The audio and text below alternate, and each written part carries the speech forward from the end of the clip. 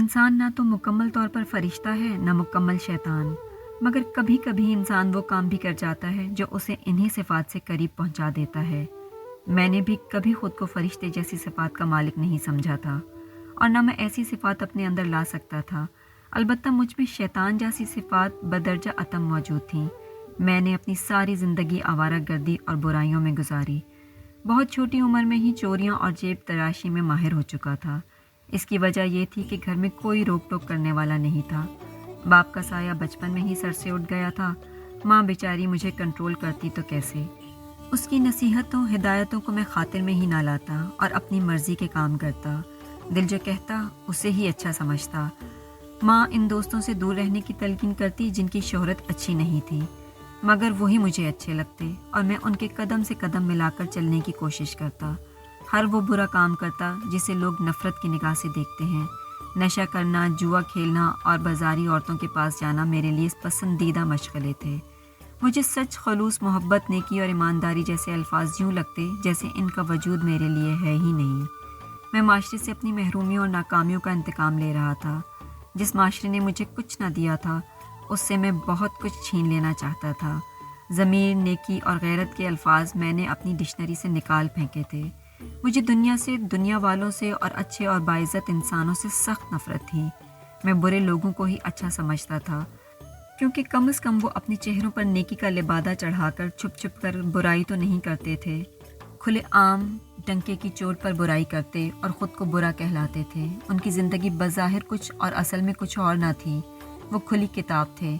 میں نے کم عمری میں ہی انتہائی بڑی بڑی شخصیتوں اور نیک پاک اور عزت والے چہروں کے پیچھے چھپے اصل اور کراہیت والی صورتیں دیکھی تھیں، جو دن میں بڑی بڑی محفلوں میں غریبوں کی مدد کرنے کے دعوے دار تھے، مگر اصل میں ان کا کام غریبوں کو اور زیادہ غربت اور پستی کی گہرائیوں میں دھکیلنا تھا۔ وہ پیسے سے پیسے کمانے کے چکر میں رہتے تھے، رشوت دے کر اپنے کام خوب نکالتے تھے، حقدار کا حق مارتے تھے۔ میں نے ایسے لوگوں کے لیے بڑے بڑے کام کیے تھے، سوائے قتل کے۔ اب تک میں ہر برا کام کر چکا تھا۔ آج سیٹھ عنایت نے مجھے اپنے بزنس پارٹنر شکیل احمد کو قتل کرنے کو کہا تھا، تو میں کانپ کر رہ گیا کہ انسان اس حد تک بھی گر سکتا ہے کہ محض کاروبار پر قبضے کی خاطر ایک انسان کے خون سے ہاتھ رنگتا۔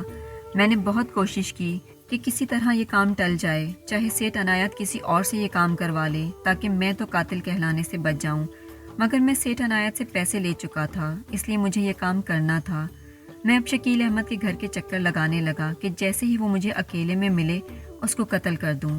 قتل کرنا کوئی معمولی کام تو ہے نہیں، بہت بڑا جرم ہے۔ اتنے بڑے جرم کے لیے لائحہ عمل تیار کرنا ضروری تھا، اچھی پروگرامنگ ضروری تھی۔ سو میں نے شکیل احمد کے متعلق معلومات اکٹھی کرنا شروع کر دی کہ اس کے گھر میں کتنے افراد ہیں اور اس کے گھر کے حالات کیسے ہیں۔ میں ایک دن شکیل احمد کا پرانا دوست بن کر اس کے گھر چلا گیا۔ اس وقت شکیل احمد گھر پر نہیں تھا۔ اتنی دیر میں اندازہ لگا لیا کہ اس کے 2 بیٹے اور 4 بیٹیاں تعلیمی مراحل طے کر رہے ہیں۔ ابھی وہ سب ایسے دور میں ہیں کہ ان کے لیے باپ کا سایہ بہت ضروری ہے۔ میں نے اپنے دل میں سوچا کہ کیوں نہ سیٹھ عنایت کا وار اسی کو واپس کر دوں، اسے ہی قتل کر دوں کہ وہ ایک بے گناہ اور اچھے انسان کو مارنا چاہتا ہے۔ چنانچہ میں نے اپنے خیال کو عملی جامہ پہنانے کے لیے موقع پاتے ہی ایک روز اس کی گاڑی کا ایک ٹائر کھینچ لیا۔ جب سیٹھ نے آ کر گاڑی سٹارٹ کرنی چاہی تو وہ سٹارٹ نہ ہوئی۔ تب میں نے اپنے ایک شاگرد کا پتہ دیا، فون کر کے اسے بلا لیا۔ شاگرد کو پہلے ہی سمجھا دیا تھا کہ وہ اپنا تمام ہنر دکھا دے اور اس گاڑی میں ایسی خرابی پیدا کر دے کہ 3-4 میل چلنے کے بعد گاڑی کا بریک کام کرنا چھوڑ دے۔ یہ کام چند دن میں ہو گیا اور اخبار میں خبر آئی کہ سیٹھ عنایت کار کے حادثے میں ہلاک ہو گئے۔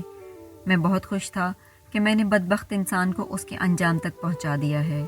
اس طرح شکیل احمد کے قتل سے ہاتھ رنگنے سے میں بچ گیا تھا، اور ایک برے انسان سے جو کہ مجھے کل کسی اور کے قتل کے لیے بھی استعمال کر سکتا تھا، اس سے نجات حاصل کر لی تھی۔